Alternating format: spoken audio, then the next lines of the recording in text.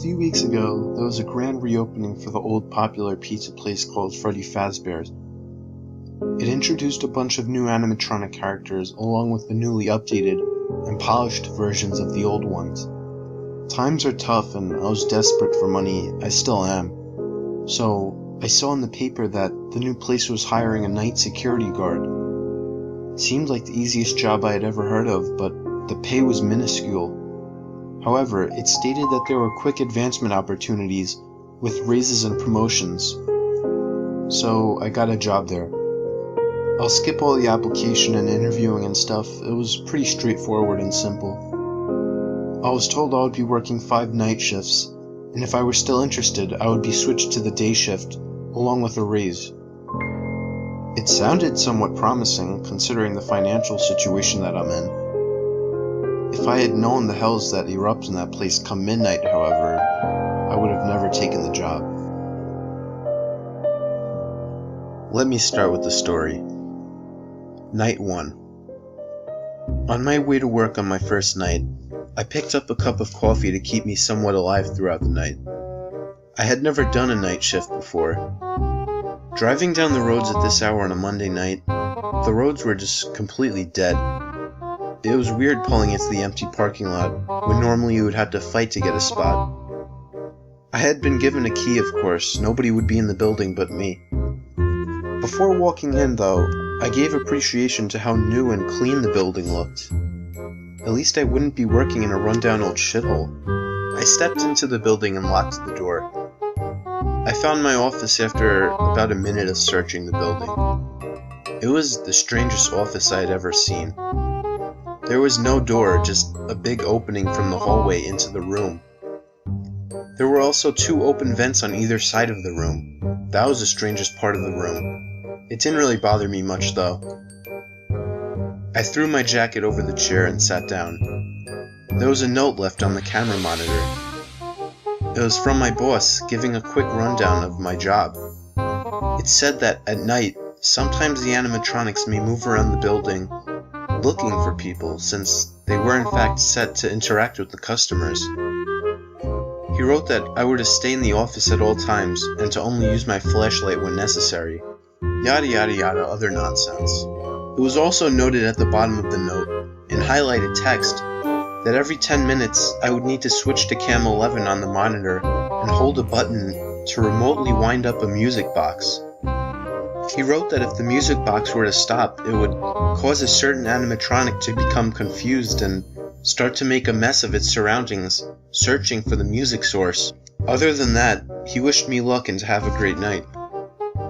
The note gave me a good laugh, a better laugh than I'd gotten in months. It was one of the most amusing things I'd ever read in my life. Sure, I believe that the robots walked around, but it seemed so hilarious to me I couldn't find any reason to be afraid. After a few minutes of reading the paper and drinking my coffee, I remembered what the note said, to wind up the music box every 10 minutes. I didn't really think much would happen, but I decided to humor the story. I didn't have anything else to do anyway. I turned on the tablet monitor and switched to camera 11. There, a little button popped up on the screen that was labeled Music Box. I pressed it and I could hear the sound of a music box handle being wound up.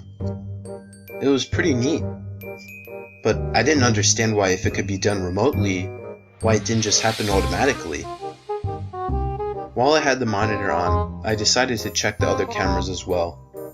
I checked camera 12 and saw an animatronic laying on the ground, in a state of obvious disrepair with its endoskeleton parts all mangled and exposed. A weird static sound seemed to be coming from the robot.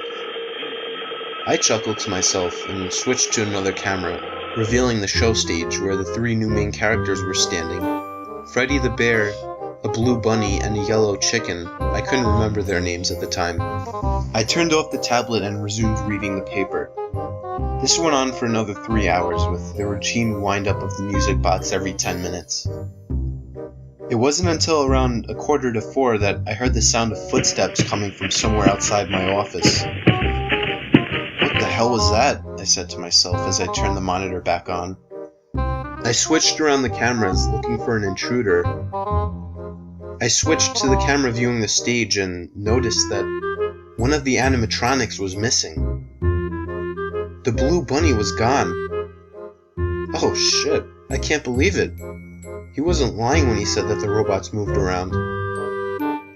I grabbed the flashlight sitting on my desk and shined it down the hall. There was nothing there. Oh well, let the thing walk around if it wants to. I resumed reading my paper yet again until the footsteps came closer this time. This time from right down the hall outside my office. I grabbed my flashlight again and shined it down the hall. There it was, the bunny, standing outside the office looking down at me. I found this amusing and got a good laugh out of it. It's come to play, I thought to myself. I almost got up to get a closer look when I remembered that it said in the note to stay away from the animatronics.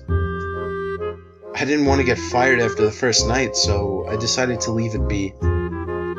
I tried to get back to my routine of paper, coffee, and music box, and eventually I heard the bunny walk away. The rest of the night, nothing happened, but honestly, all I could think about was the bunny and the amazing technology